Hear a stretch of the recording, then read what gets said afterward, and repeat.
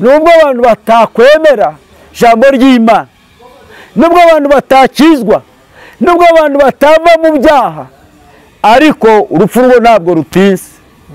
Niyo mpamvu ijambo ry'Imana ririmo rirabwira abantu yuko aba bantu bameze batyo, yuko aba bantu bakunze iyi nzira ngari, ukaba utababwira ko bagomba kureka icyaha, ukaba utababwira ko bagomba gukizwa bakava mu byaha, ahubwo ukabagurutsa. Abantu bashaka ko abantu babagurutsa, abantu ko bababwira ibitangaza kandi bidahari, ari ibintu by'ifitirano by'ibihimbano. Yego uko ibitangaza bitari ibitangaza bibaho, ariko urumva iri jambo rivuga ngo abantu bakunze inzira ngari, ntabwo iyi nzira ngari mbega abantu barayikunda cyane, kubwirwa ibinyoma, mbega bashaka kubabwira ibinyoma.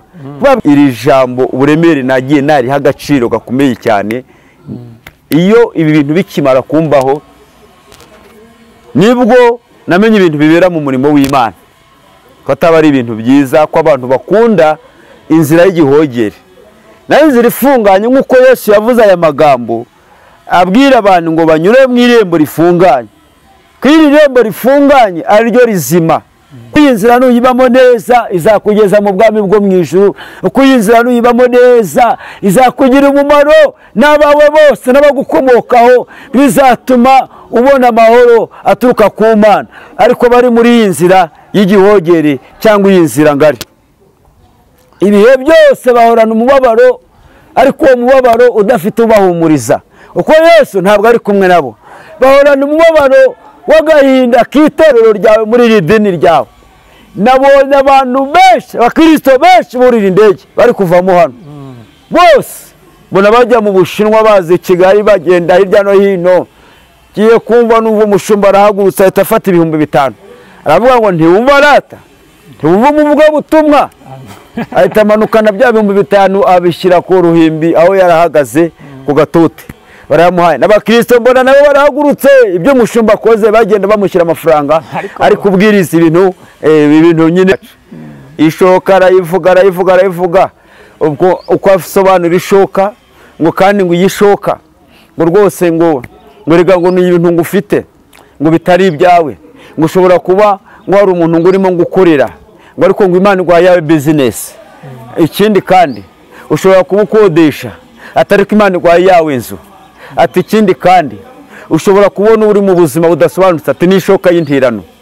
Arabivuga ku ishoka y'intirano. Arangije nabo bakaba bamuronderera amafaranga babashyira ku ruhimbi. Tuba dusoje.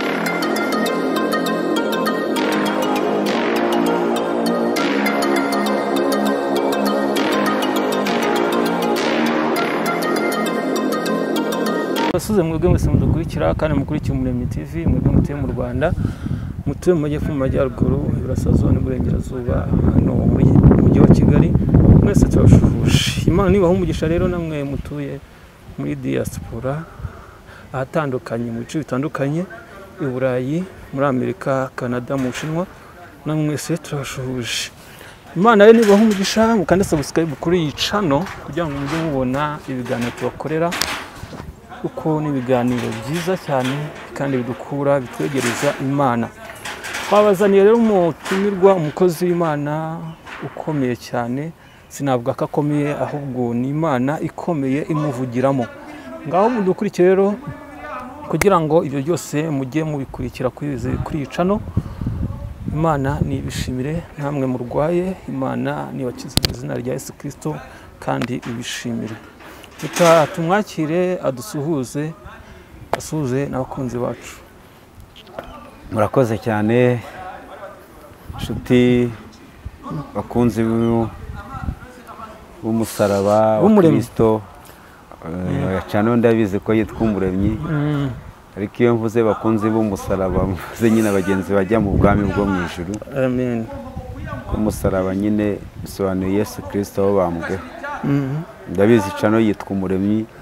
Rero Imana niduhana umugisha twese hamwe. Nanjye ndabasuhuje bari mu mpande enye z'igihugu cy'u Rwanda, hirya no hino ku isi mu bihugu bitandukanye.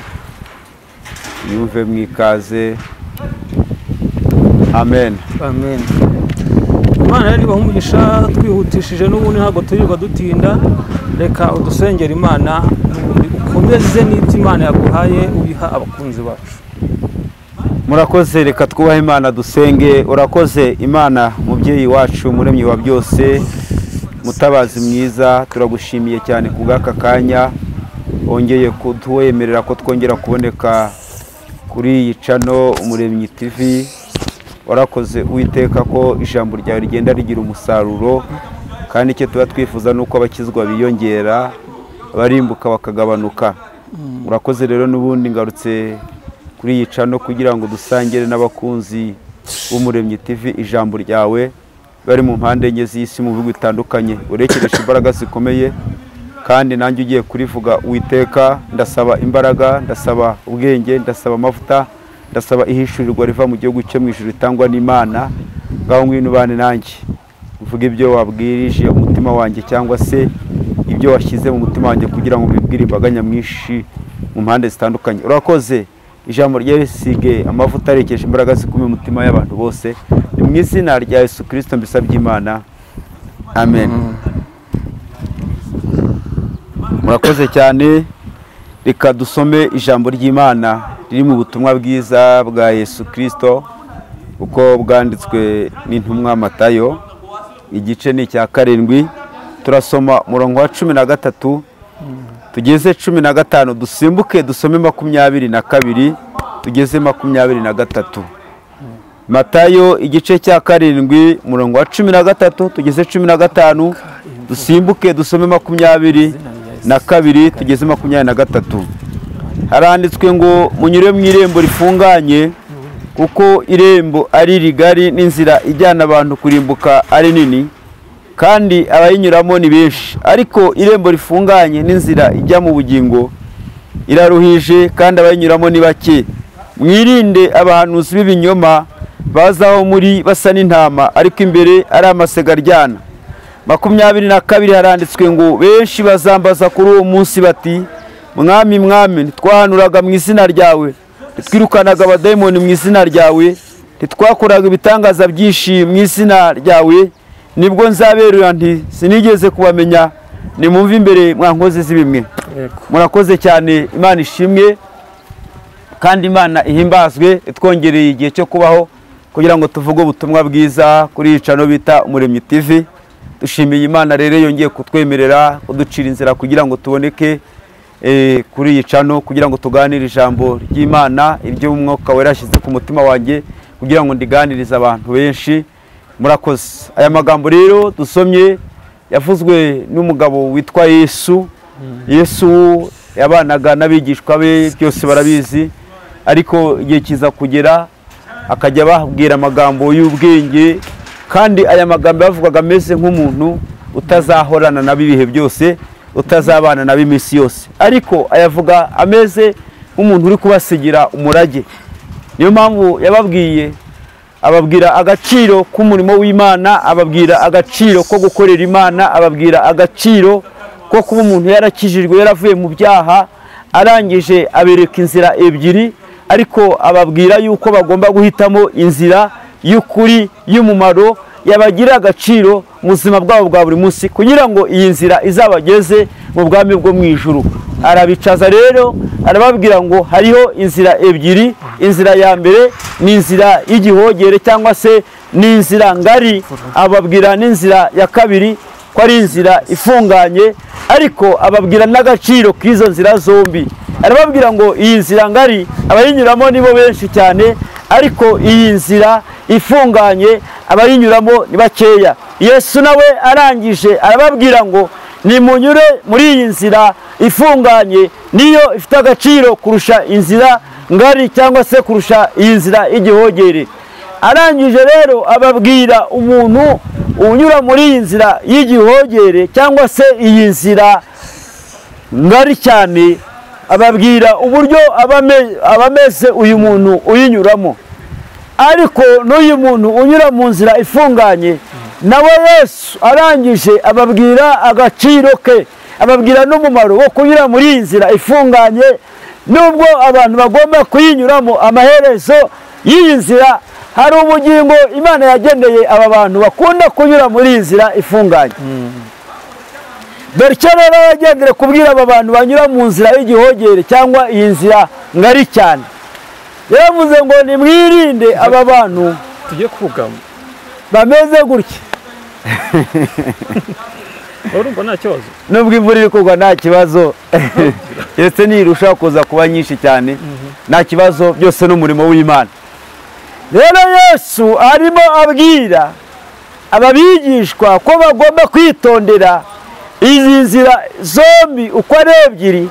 Ababwira ko iyi nzira ngari abantu bayinyuramo ni benshi cyane kandi niyo abantu benshi bakunze, ariko Yesu abagira inama, arababwira ngo nubwo aba bantu bayikunze, nubwo iyi nzira abantu benshi bayirimo, iyi nzira ngari irimo ibyiciro byinshi, irimo abantu benshi, ariko nubwo bari kuyinyuramo amaherezo yabo ni muri Gehinomu, amaherezo yabo ni ukurimbuka.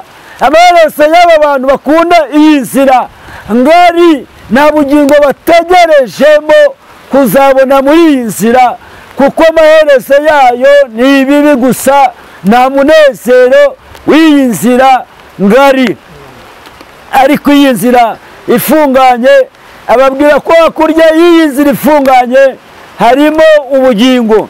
Ndetse nubwo abantu banyura muri iyi nzira y'igihogere, nubwo abantu benshi bayikunze, nta gaciro k'iyi nzira, ariko iyi nzira ifunganye yo harimo ubugingo.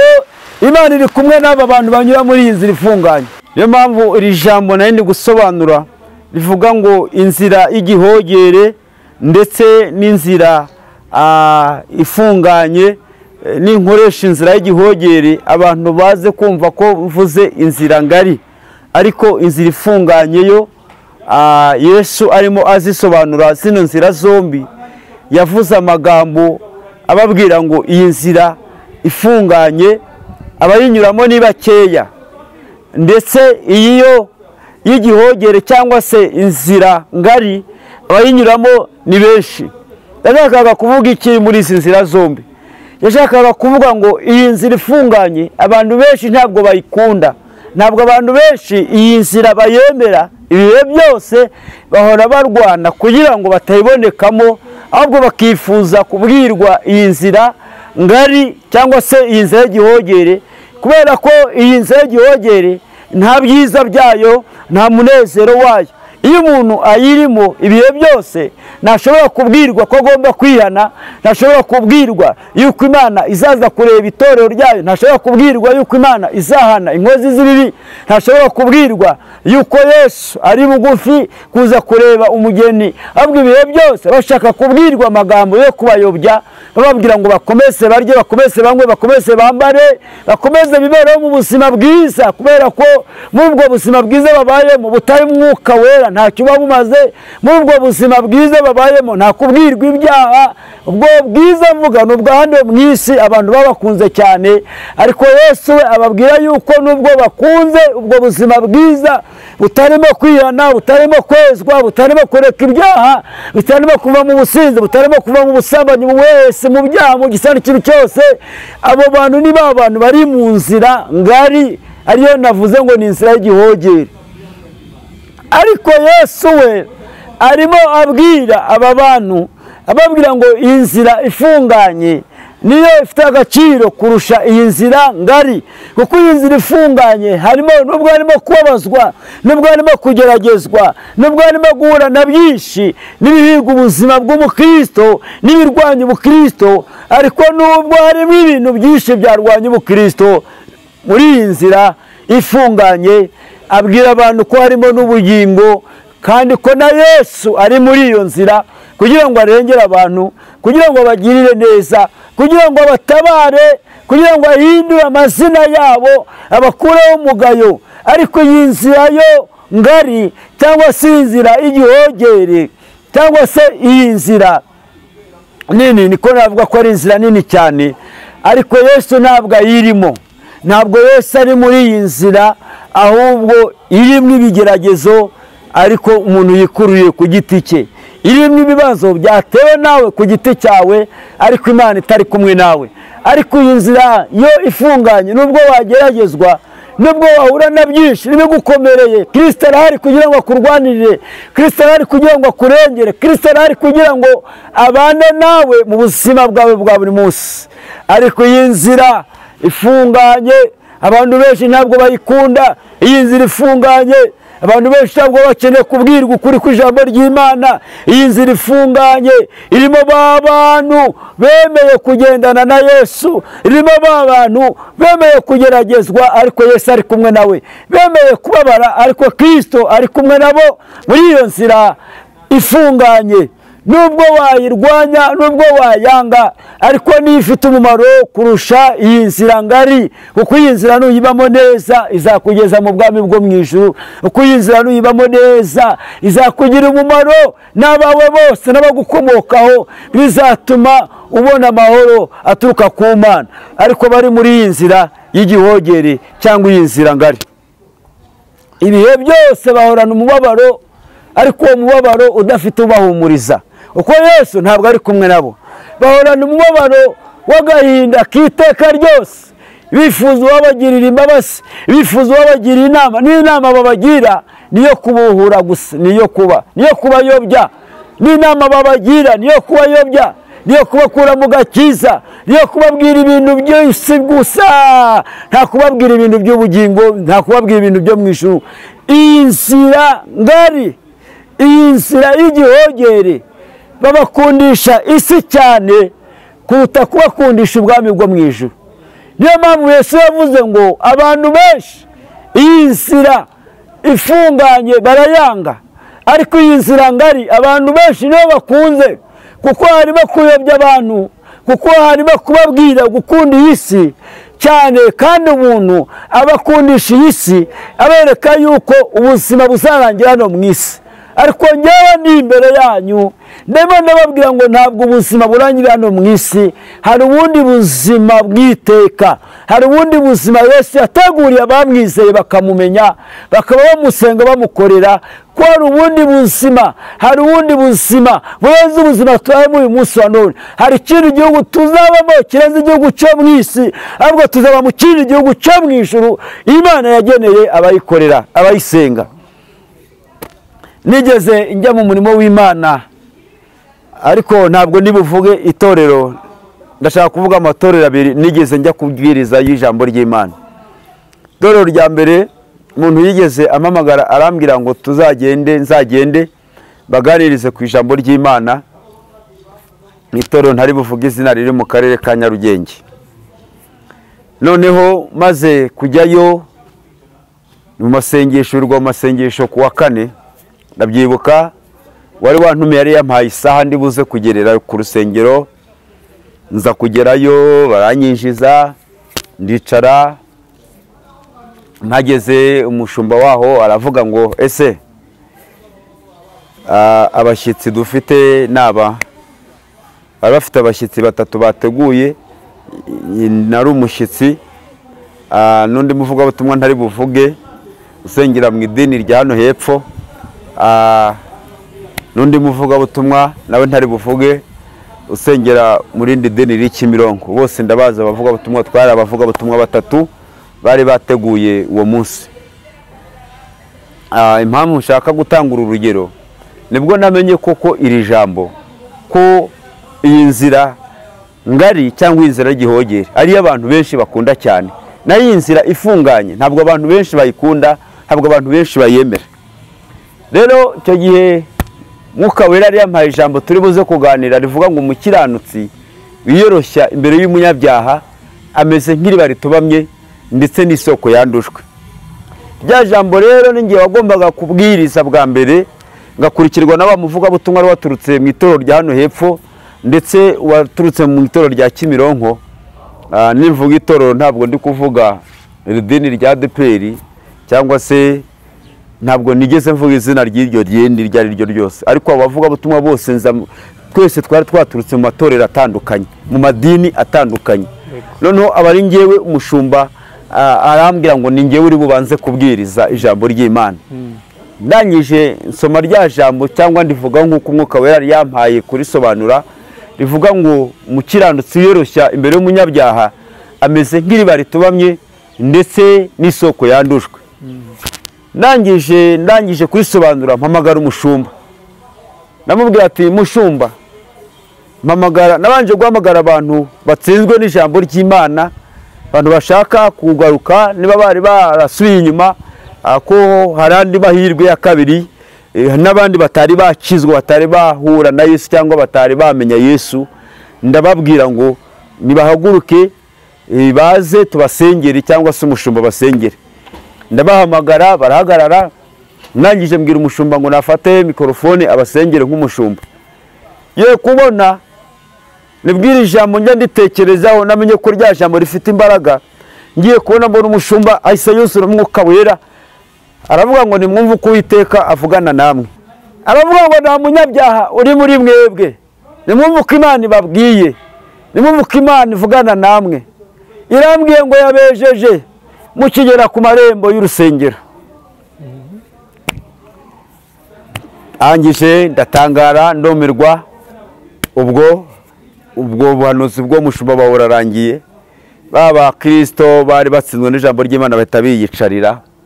Mushumba twari twicaranye ku ruhande nawe ahita agira agahinda gakomeye cyane. Arangije arambwira ati ntabwo nakongera kwicara muri iri teraniro. Ahita arambwira ati ibyiza reka mbite nsohoka, ntabwo nakomeza gukorana n'ibi bintu. nta dufaranga baguhaye so ko gutega ambo. Urumva rero nibyo ndimo ndi gusobanura iri jambo uburemere nagiye nariha agaciro gakomeye cyane. Iyo ibi bintu bikimara kumbaho nibwo namenye ibintu bibera mu murimo w'Imana, ko ataba ari ibintu byiza, ko abantu bakunda inzira y'igihogere. Nayo inzira ifunganye nk'uko Yesu yavuze aya magambo abwira abantu ngo banyure mu irembo rifunganye. Ko iri rembo rifunganye ari ryo rizima, ko ari ryo ryiza. Aravuga ngo munyure mu irembo rifunganye kuko irembo ari rigari. Irembo rigari ni inzira ijyana abantu kurimbuka, urumva ni nini.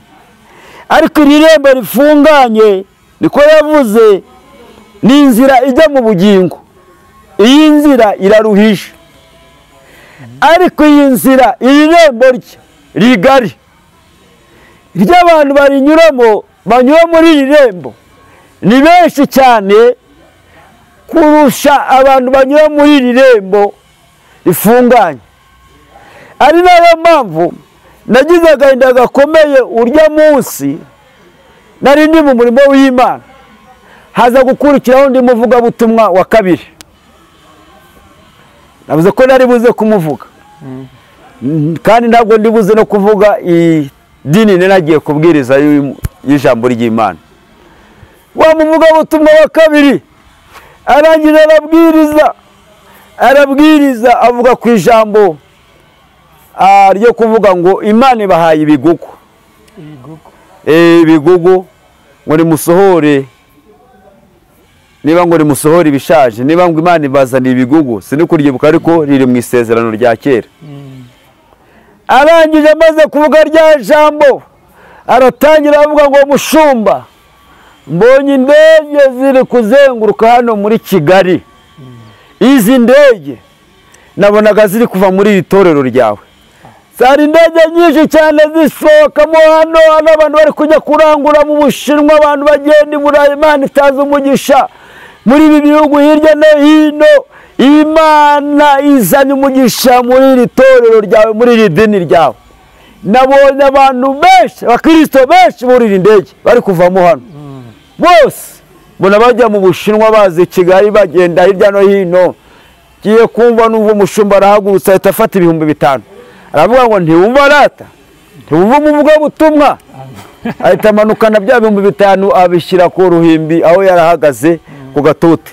Baramuhaye n'abakristo, mbona nabo barahagurutse. Ibyo mushumba akoze bagenda bamushyira amafaranga, ari kubwiriza ibintu nyine ko Imana ibahaye imigisha, ko Imana itanze amaviza, ko Imana ibahaye gucuruza bagiye kunguka n'ibiki byinshi. Arabazabyumva muzadukoreye comment. Nangije ngira agahinda kenshi ndavuga ati Yesu mwene Dawidi. Biba birarangiye, ngiye kubona mbona bamunundira amafaranga umushumba niwe wivugira ijambo ati ntumva rata abavugabutumwa. Arangije wa muvugabutumwa amaze kurundanya amafaranga ntiyigeze ananatinda aho ngaho, yahise asohoka, arangije arataha ngo afite irindi vugabutumwa ahandi hantu. Haza kuza wa muvugabutumwa rero nawe waturutse mu ntuza, waturutse hariya Kimironko. Nawe araza arangije yigisha ijambo ry'Imana rivuga ngo iyishoka. Ngo iyishoka yari intirano, ngo ntabwo yari iyacu. Ishoka arayivuga ubwo uko asobanura ishoka, ngo kandi ngo iyishoka ngo rwose ngo rega ngo ni ibintu ngufite ngo bitari ibyawe, ngo ushobora kuba ngo hari umuntu ngo urimo gukorera ngo ariko ngo Imana igwa yawe business. Ikindi kandi ushobora kuba ukodesha atari ko Imana igwa yawe inzu. Ati ikindi kandi ushobora kubona uri mu buzima budasobanutse, ati n'ishoka y'intirano. Arabivuga ku ishoka y'intirano. Arangije nawe bakaba bamuronderera amafaranga babashyira ku ruhimbi. Tuba dusoje amateraniro nimugoroba nka saa 12 saa moya. Umushumba arangije aransezera, arambwira ati wakoze kutubwira ijambo ry'Imana, Imana igumugisha. Wa undi wabwirije ku ishoka arangije amujyana muri biro, araza aransezera ati wakoze, nuko byagenze. Araza aransezera. Kuva icyo gihe natashye n'amaguru. Ase ko ni kumva si byo bavuze byose ari bibi, ahubwo bahembwe kubera ko nyuma y'ibyo ngibyo bavuze byiza. Yego, kuko ishoka ni mbi cyane. Ngo nyine yarije kubasagura.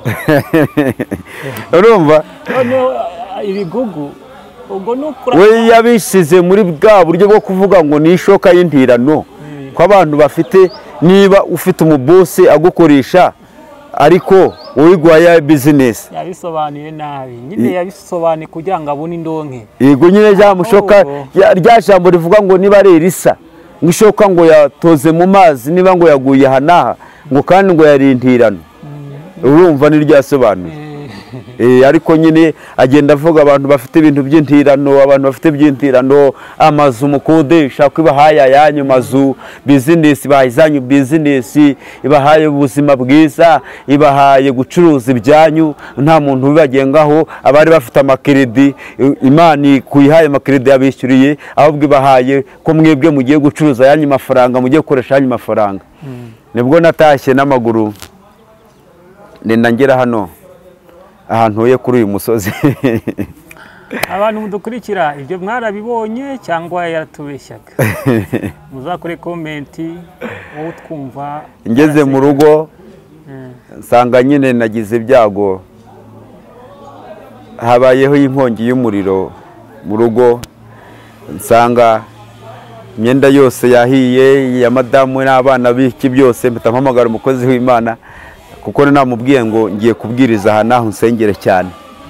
Arambwira ati yego nuko byagenze, ihangane, ariko wari wasenze? Namwe ati yego nari nasenze rwose nta kibazo, nuko byagenze. Arambwira ati se watashye nawe? Namwe ati natashye n'amaguru ko nta kibazo.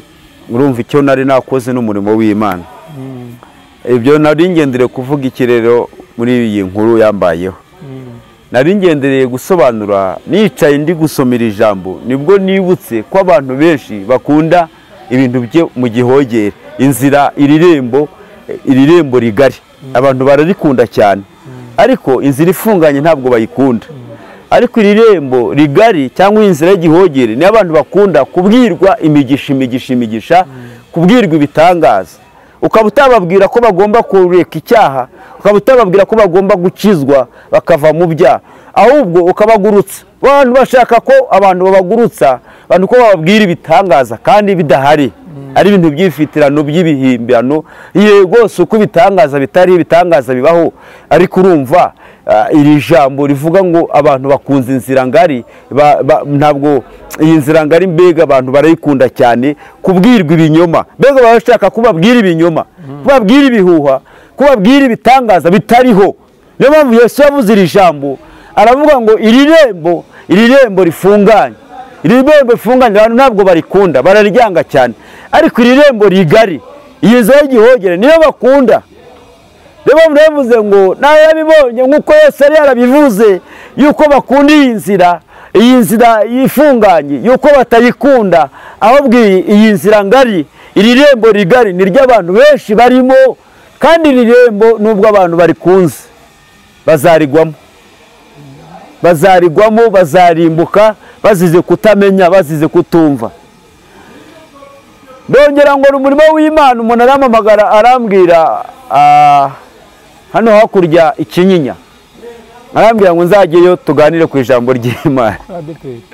Oya, ntabwo ariko ADPR, ntabwo nigeze mvuga ideni ryari rike, cyane ko Ikinyinya hari amatorero menshi, hari amadeni menshi. Ndangije nitaba telefone, umuntu arampamagara arambwira ati ndashaka kuzaza kutuganiriza ku ijambo ry'Imana. Arahanyobora, maze kuhanyobora ndahagera, maze kuhagera nari nafashe ibihe ndasenga, Umwuka Wera yampaye ijambo rivuga ngo muri rwo ntiyazinjiramo ikintu cyose gihumanye, n'umuntu wese ukunda kubeshya akabikora, kiretse umuntu amazina yanditswe mu gitabo cy'ubugingo, ni mu byahishuwe, ni hiryo jambo riri igice cya 21 rivuga ngo muri rwo ntiyazinjiramo ikintu cyose gihumanya cyangwa gihumanye, ndetse n'ukunda kubeshya akabikora ntabwo azinjira muri urwo rurembo rwo mu ijuru, keretse umuntu amazina ye yanditswe mu gitabo cy'ubugingo niwe uzinjira mu bwami bwo mu ijuru. Rya jambo ndivuga nk'uko Umwuka Wera yarimpaye, nangije mpamagara abantu nababwira ati mwa bantu mwe, niba uzi ko utari wakizwa, niba uzi ko wasubiye inyuma, waza uyu munsi wa none tukagusengera, ukongera ukagirana ubusabane n'Imana, ukongera ukaba umwana w'Imana, ukongera ukareka ibyaha. Yesu ateze amaboko kugira ngo akubohore iyo minyururu Satani yakubohesheje, ngwino tugusengere niba watsinzwe n'ijambo ry'Imana. Ye kubona mbona abantu baraje bagera muri 7, baraza barapfukama, kubera ko twebwe tuba turabavuga butumwa. Icyo mba ngomba gukora, ntabwo nakagombye kubasengera umushumba atabanje gusengera abantu batsinzwe n'ijambo ry'Imana. Ndamamagara umushumba, namubwira ati mushumba, muze musengere abantu batsinzwe n'ijambo ry'Imana. Umushumba arahaguruka araza arangije yikuma mu mutwe, agira agahinda gakomeye, aravuga ati koko amaherezo y'aba bana azaba ayahe?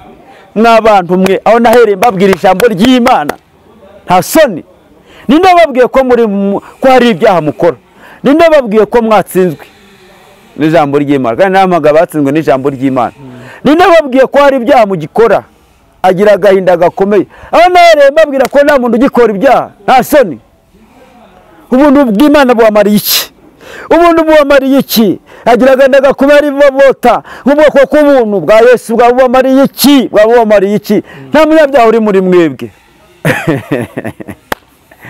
Nuko byagenze, ndangije icyo nagomba gukora ndicara, ni birebire, reka mbigarukiriza aho ngaho. Nuko byaje kurangira, amateraniro aza gusoza, wari wantumiye arambwira, agira agahinda gakomeye, arambwira ati wihangane, umushumba wacu sinzi ibyamufashe, byabaye ibintu birebire. Umushumba atangira gutanga ingero, aza gusoma n'amagambo y'Imana muri Bibiliya, akajya ayasobanura uko Umwuka atamubwiye, ngwiriga ngo ibi ngibi ngo ntabwo ngo bibwirwa ngo umuntu ngo ugira ngo umugore ngo cyangwa ngo umugabo umugore ugira umugabo, ati iri jambo nibo rireba, ni ijambo riri muri ntabwo ndi burisome ntabwo ndi burivuge, riri mu Bakorinto ba mbere. Nuko umushumba aba rijya agenderaho, arangije agaragaza uburyo akorera Imana, uburyo ngo abanye n'Imana, ngo ngewe ngo mbanye n'Imana, ati nubwo mbanye n'Imana, ati hari umuntu wagambiriye gukora iki n'iki ku buzima bwanjye, Imana irambuza n'ibiki byose. Atangira gusobanura ijambo ry'Imana, ashaka kuyobya abantu nyine bitewe n'indonke baba bashaka muri uyu murimo w'Imana. Ibyo nibyo nahuye nabyo muri uyu murimo w'Imana. Yaguherekesheje iki? Ngewe nta kibazo cyo guherekezwa kwanjye, nahise nitahira. Ntabwo muri uyu murimo nkora nubwo ugiye gutuma mena amabanga y'umurimo w'Imana, ntabwo nkorera amafaranga. ngewe nubwo naza kubwiriza ijambo ry'Imana ntabwo umeze nk'aba bavuga butumwa babanda ati simva hano mutantegeye, ntabwo ari uko ngewe nkora. Cyangwa ati umuntu bamuhamagara tuzaze kubwiriza ati ndi muri Tigo Cash, ndi muri Mobile Money, ntabwo ariko biba bimeze.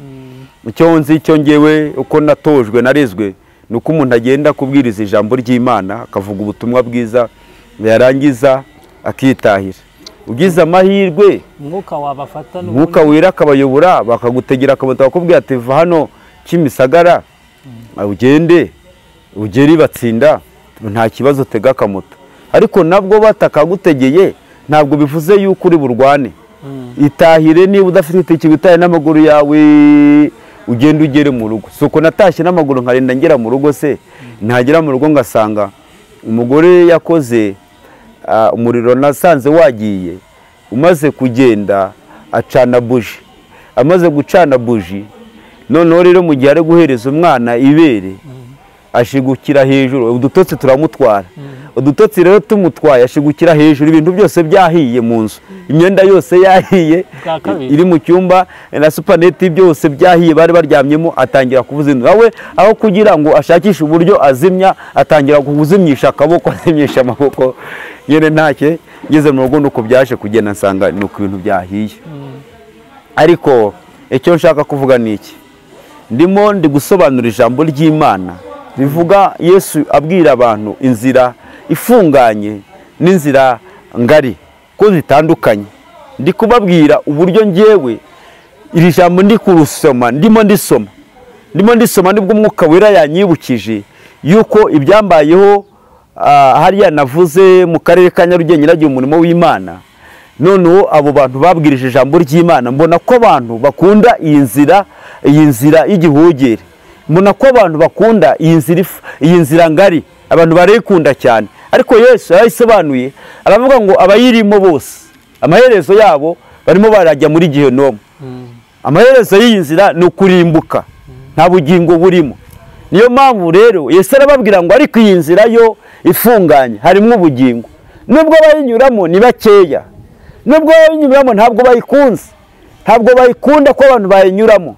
Erega niba abakristo bayinyuramo ariko bari kumwe n'Imana, nubwo wageragezwa wahura n'intambara, wahura n'ibiguhiga n'ibikugenza bikuziza Kristo wamenye, we komeza ukomere, komeza usengera itorero ry'Imana, komeza usengera umurimo w'Imana. Nubwo uhura na byinshi n'ibigeragezo n'ibiguhiga, nubwo wasekwa watukwa wasuzugurwa, ariko Yesu muri kumwe muri ya nzira ifunganye harimo ubugingo. Yesu yaravuze ngo muri iyi nzira harimo ubugingo. Ntabwo Imana igutererana, iguha n'imbaraga z'umwuka wera zo gukomeza kurwana, ariko Kristo ntabwo yagusiga, ntabwo yagutererana. Ariko iyi nzira yo y'igihogere abantu benshi bakunze kubwirwa yuko nta munyabyaha uri muri bo, ko nta muntu ukora icyaha ku buntu bw'Imana bwaje. N'urupfu n'ubundi bimeze nk'aho babahamagarira urupfu, ko ntabwo babasha kubabwira ukuri kw'ijambo ry'Imana bitewe n'icyo bari buze kubakuramo b'abakristo bayoboye, bitewe n'uko badashaka ko abantu bamenye ukuri kw'ijambo ry'Imana, kugira ngo abantu babajyane mu kigare gutyo gusa ko nta munyabyaha urimo, ko nta ku buntu bwa Yesu bwaje, ubuntu bw'Imana burahari. Kandi mu by'ukuri ijambo ry'Imana avuga ngo mbese dukomeze dukora ibyaha nkana ngo ubuntu bw'Imana busage. Urumva rero Yesu asobanura izi nzira zombi nkuko nanjye ndimo mbabwira ngo inzira ngari ndetse n'inzira ifunganye. Bahitemo iyi nzira ifunganye, nubwo bahura n'ibibagerageza, nibwo bahura na byinshi, ariko Yesu yavuze ko harimo ubugingo, harimo ubugingo niko yasobanuye. Ariko iyi nzira yo y'igihogere, iyi nzira ngari, Yesu arababwira ngo amaherezo yabo ni ukurimbuka. Ariyo mpamvu hepfo yaho twasomye hari ijambo rivuga ngo kandi muzirinde abantu. Aba bantu muzirinda ni abantu bigira nk'intama, nyamara ngo mu mitima yabo imbere ari amasega aryana. Yesu arababwira ngo mwirinde abantu bameze nk'intama, nyamara ari amasega aryana. N'abavuga butumwa, n'abahanuzi, n'abakozi b'Imana, n'abashumba batandukanye. Ntimukabikurikirane cyane ko Bibiliya ntabwo ivuga umushumba. Nta hantu muri Bibiliya handitse umushumba, Bibiliya ivuga umwungeri. Rero Yesu arangije baravuga ngo aba bantu mu birinde bagaragaza ko ari intama nyamara imbere ari amasega aryana, badashobora kubwira abantu ko bagomba gukizwa, badashobora kubwira abantu ko Yesu azagaruka kureba itorero. Nubwo abantu batakwemera ijambo ry'Imana, nubwo abantu batakizwa, nubwo abantu batava mu byaha, ariko urupfu rwo ntabwo rutinze. Niyo mpamvu ijambo ry'Imana ririmo rirabwira abantu yuko aba bantu bameze batyo, yuko aba bantu bakunze iyi nzira ngari, bakunze iyi nzira y'igihogere, ariko amaherezo ni muri Gehinomu, amaherezo ni ukurimbuka. Yesu aravuga ngo aba bantu yigira nk'intama nyamara ari amasega. Iri jambo narisomye numva ngize ubwoba bukomeye cyane, uburyo umuntu ashobora kubwiriza akagaragaza ko ari intama, agahanura akavuga ubutumwa bwiza agaragaza ko ari intama, nyamara afite icyo agendereye, atari ukugira ubwami bw'Imana bwaguke, atari ukugira ngo umurimo w'Imana nibuze urusheho kwaguka, ahubwo ari indonke akeneye muri uyu murimo, ahubwo ashaka yuko abantu yajya bakuramo amafaranga, akaba atababwiza ukuri kw'ijambo ry'Imana, akaba atababwira ko bagomba gukizwa, akaba atababwira ko bagomba kureka ibyaha. Ariko Yesu yavuze iri jambo imbere, nubwo bigira nk'intama imbere ni nk'amasega aryana. Kandi iri jambo amasega nyashakije uzonero bw'ijambo ryitwa isega, tutamenya ko ari imbwa zitaba mu rugo, ko ari imbwa z'intuza z'inyagasozi. Yego, nanjye ndibaza, ese umuntu ashobora kuvuga ubutumwa bwiza yigira nk'intama, naho ubundi Yesu yamureba akabona ari imbwa y'inyagasozi? Tekereza, ntabwo ari n'imbwa nibuze iba mu rugo, ahubwo ni za mbwa zo ku gasozi, ni za mbwa zo ku gasozi zishobora kuvuga ubutumwa bwiza, ariko imbwa ntabwo zivuga ubutumwa bwiza. Nubwo zavuga ntabwo bwaba ari ubutumwa bwiza, oya ntabwo ari ubutumwa bwiza. Kandi Yesu yaravuze ngo mwirinde abantu bigira nk'intama, bameze nk'intama nyamara imbere ari amasega aryana. Urumva amasega ntabwo ari ngewe warivuze, ni Yesu warivuze ko bisobanuye imbwa zo ku gasozi. Urumva ni gute umuntu ashobora kuvuga ubutumwa bwiza kandi Yesu yamureba akabona ari nk'isega? Yesu yakwitegereza uwo muvugabutumwa, ari kujijisha, abantu benshi baramukurikiye, abantu benshi baramureba, nyamara Yesu aramuzi ko ari nk'isega iryana, ko ari nk'amasega aryana. Biteye agahinda kandi birababaje kuba umuntu ashobora kuhanura, umuntu ashobora kubwiriza, umuntu ashobora kuvuga ubutumwa bwiza, umuntu ashobora kuyobora itorero runaka cyangwa idini runaka, ariko Yesu we yamureba akamutera agahinda, akavuga ngo nubwo wigira intama nabizi kumeze nk'isega iryana, nubwo wigira umuvugabutumwa nabizi kumeze nk'isega. Ni agahinda gakomeye, ariko ndashishikariza abantu yuko bakagombye kwirinda ayo masega, bakagombye kwirinda amasega aryana mu buzima bwabo. Ayo masega bayirinde, nubwo bigira nk'intama, nubwo bibombarika bakavuga ko barimo bavuga ubutumwa bwiza, barimo bakorera Imana, ariko Yesu yatanze igisubizo, aravuga ngo abo bantu bari kwigira intama arabazi ko ari amasega aryana, arabazi ko ari amasega ari mu murimo w'Imana. Ko ariyo mpamvu aya masega, nubwo abo bantu bameze nk'abasega bari mu murimo w'Imana, ariko nibafata icyemezo birinde kuba amasega, ahubwo babe nk'intama. Yesu nibwo yavuze ngo bigira nk'intama nyamara ari amasega aryana. Shaka kuvuga icyanga, shaka kubwira abantu, nyabuneka nimwigire intama ariko mwirinde kumera nk'amasega, mwirinde kumera nk'amasega aryana. Komeza ube intama, wirinde kumera nk'amasega, kuko nubwo wakora umurimo w'Imana, Yesu afite agahinda kawe kuko arakuzi. Ibyo ukora byose, niba uvuga ubutumwa bwiza, niba uhanura, icyo ukora cyose ugaragaza yuko wowe uri kubwiriza ubutumwa bwiza cyangwa se uri kuvuga ijambo ry'Imana, arabizi ko hari icyo ushaka mu murimo w'Imana, ko hari icyo ushaka mu ijambo ry'Imana, atari kugira ubwami bw'Imana bwaguka, atari kugira ngo abantu bakizwe, atari kugira ngo abantu bave mu byaha. Arabizi, aravuga ngo abo bameze nk'amasega aryana. Ariko uyu munsi turi kuri uyu musozi, turi kuri ikinyamakuru cyitwa Umuremyi TV, wakagombye gufata icyemezo uko Yesu arakuzi. Rero arakomeza arababwira ngo nubwo bimeze bityo, yego nushaka umuvuge kuwe kwigira intama uko wigira intama, nyamara arababwira ngo mwirinde abahanuzi bameze nk'intama bigira intama ariko ari amasega aryana. Epfo yaho yaje kubabwira irindi jambo, arababwira ngo nubwo babikora gute, nubwo babwiriza gute, nubwo bahanura, nubwo bayobora abatorera amadini atandukanye, nubwo bakora umurimo w'Imana gute, Yesu arababwira ngo ntabwo igiti cyiza gishobora kwera imbuto mbi. Arababwira ngo nta nubwo igiti kibi gishobora kwera imbuto nziza. Bikore ubikorane ibyaha, bwiriza, hanura, ibyo ukora byose kora umurimo w'Imana, ukorane ibyaha, ariko Yesu yavuze ngo ntabwo ushobora kwera imbuto nziza kubera kuri igiti kibi. Kandi wa giti kiriwe, ndakugira inama nkubwira ngo uyu munsi wakwera imbuto nziza, uyu munsi wakwera imbuto nziza. Igiti kibi ntigishobora kwera imbuto nziza, ariko igiti cyiza nacyo ntabwo gishobora kwera imbuto mbi. Ndakubwira wowe wera imbuto nziza, wowe igiti cyiza, komeza ukiranuke, komeza wizere, komeza uvuge ubutumwa bwiza, ariko ukiranuka. Nubwo abantu benshi bakurwanya gute, wizeye imbaraga z'Imana ziri muri wowe, ntabwo uzamera nk'abandi bose. Ntugacogore, kuko yaravuze ngo igiti cyiza ntabwo gishobora kwera imbuto mbi.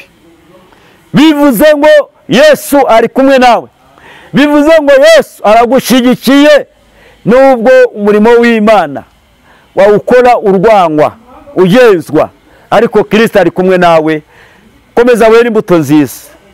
Kandi n'iki giti kibi kirimo cyera imbuto mbi, kuko Yesu yavuze ngo iki giti kibi ntigishobora kwera imbuto nziza. Amaherezo y'iki giti kibi kirimo cyera imbuto mbi, Yesu yatanze umwanzuro, aravuga ngo amaherezo y'iki giti kiracibwa kigashyirwa mu muriro. Kiracibwa kigashyirwa mu muriro. Urumva ko hari umuriro utegereje ibiti bibi byose. Ibiti bibi byose biri kwera imbuto mbi, hari umuriro wagenewe ibi biti. Niko Yesu yavuze ko umuriro uhari wagenewe inkozi z'ibibi, wagenewe abasambanyi, wagenewe abajura, incakura, wagenewe abatinganya, abakora ibidakwiriye, abadakora ibyo gukiranuka. Hari irindi jambo yavuze rero soza. Sinzi niba abantu bajya basoma ijambo ry'Imana ngo bagire ubwoba bw'ijambo Yesu yavuze. Aho twasoreje kuri 23 abavuga ngo nibwo nzaberurira, sinigeze mbamenya, nimumve imbere mwa nkozi z'ibibi. Biteye agahinda kandi birababaje. Ni ikibazo gikomeye kumva Yesu yaravuze ngo nibwo nzaberurira. Ntabwo nigeze mbamenya, nimumve imbere mwa nkozi z'ibibi. Kandi wararimbye, kandi warabwirije, kandi waravuze ubutumwa bwiza, kandi warahanuye, ariko ku munota wa nyuma Yesu akakubwira ngo va imbere wa nkozi y'ibibi, ntabwo nigeze nkumenya. Ngo nibwo nzaberura, ngo sinigeze mbamenya, nimumve imbere mwa nkozi z'ibibi. Ni agahinda gakomeye kumva umuntu avuga ubutumwa bwiza, kumva umuntu afite itorero ayobora, kumva umuntu ari umuririmbyi, kumva umuntu ahanura, icyo umuntu akora cyose akabona ko kimwinjiriza inyungu, akabona ko kimugirira umumaro, ariko Yesu akamubwira ngo mva imbere wa nkozi y'ibibi, sinigeze nkumenya. Ni agahinda gakomeye. Ariko Yesu icyo mukundira ni uko ibihe byose, kuva ku wa mbere kugeza ku cyumweru, kuva mu kwa mbere kugeza mu kwa 12, kuva mu gitondo kugeza nimugoroba, ahora ateze amaboko, areba ko hari umuntu wagaruka, areba ko hari umuntu wakizwa, areba ko hari umuntu wava mu byaha, areba ko hari umuntu wareka ingeso mbi. Ateze amaboko, ahamagara abantu ngo wowe waguye, wowe utari wakizwa, wowe wasubiye inyuma, wowe ukiri mu byaha, wowe Satani ayoboje igitutu, wowe Satani ayobora mu byaha mu bidakwiriye, ahora ateze amaboko avuga ngo ntama yanjye wewe wazimiye, ngwino garuka, ngwino ndagukunda. Hari indirimbo nkunda ya 282. Iyi ndirimbo iravuga ngo abantu benshi bataye Uwiteka, bazimiriye kure mu byaha, bahagaze ku misozi. Reka nyiririmbe kugira ngo naza kuvuga uko itanditse ugasanga nkoza amakosa. Abantu benshi cyane bataye Uwiteka, bazimiye nk'intama zahabiye kure, zihagaze ku manga zikishwa n'imbeho, impyisi zikazirya, niko abo bameze. Nimuze tubashake twe tubatarure, bizatunezeza cyane tuzanye intama imwe. Nimuze tubashake twe tubatarure, bizatunezeza cyane tuzanye intama imwe. Hemeye ndi kugenda gushaka inzimizi, niyite ku makuba no kubiruhanya, ngwagira umwete mwinshi gushaka itungo rye, agenda ashaka intama Yesu yapfiriye. Nimuze tubashake twe tubatarure, bizatunezeza cyane tuzanye intama imwe. Murakoze cyane. Nari ndimo mvuga ngo soza noneho cyabaye kirekire. Nari ndimo ndi kuvuga ngo abantu benshi bagomba kugarukira Uwiteka kugira ngo Uwiteka yongere abagirire imbabazi. Abantu benshi bave mu byo barimo, igihe duhagazemo, igihe dusohoyemo, ntabwo ari igihe cyo gukina n'ibyaha, ntabwo ari igihe cyo kwiyoberanya, ahubwo ni igihe cyo kongera kwisuzuma. Wasubiye inyuma akongera akagarukira Uwiteka, akagarukira Umwami Imana, akava mu byaha. Numvaga rero nashakaga ko tuganira kuri ayo majambo cyangwa se kuri ayo magambo y'Imana ivuga ngo abantu benshi bakurikirane inzira bari kunyura mariye. Niba uri kunyura mu nzira ifunganye, komera, Kristo ari kumwe nawe. Ariko niba uri kunyura mu nzira ngari y'igihogere, hirya y'iyo nzira hari kurimbuka, hari Gehinomu.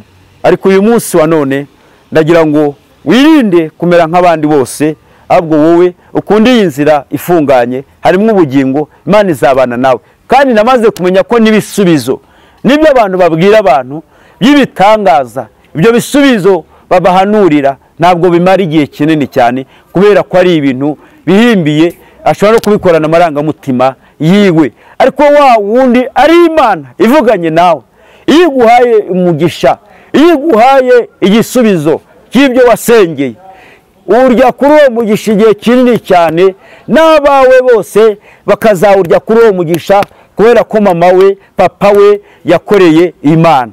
Mwirinde rero ibisubizo byose mubona, mujye mubigenzuza ijambo ry'Imana, niba bidaturutse mu nzira y'igihogere.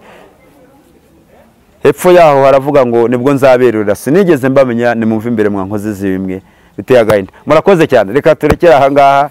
Imana iduhane umugisha twese hamwe. Numvaga ari ayo magambo Umwuka Wera yashyize ku mutima wanjye kugira ngo nyabwire abantu. Murakoze. Murakoze cyane mukozi w'Imana. Uyu munsi Imana yari yaguhaye ibintu byinshi. Birashoboka ko kubera ko dukoze tubwirije tuvuye gusenga, Imana rwose yari kurimo. Yego, rwose yari kurimo. Reka mbabwire ngo mukurikire iki kiganiro. Abantu benshi ntabwo bari gukunda kumva ijambo ry'Imana, ariko muzatungurwa rimwe. Bizaba nko ku bwa Nowa. Ati Nowa, kingura. Nowa azabasubiza ngo ntabwo nigeze mbamenya, kandi azababwira ngo Nowa ni Yesu, azababwira ati ngo si njye wakinze, ubwo ninde uzabakingurira?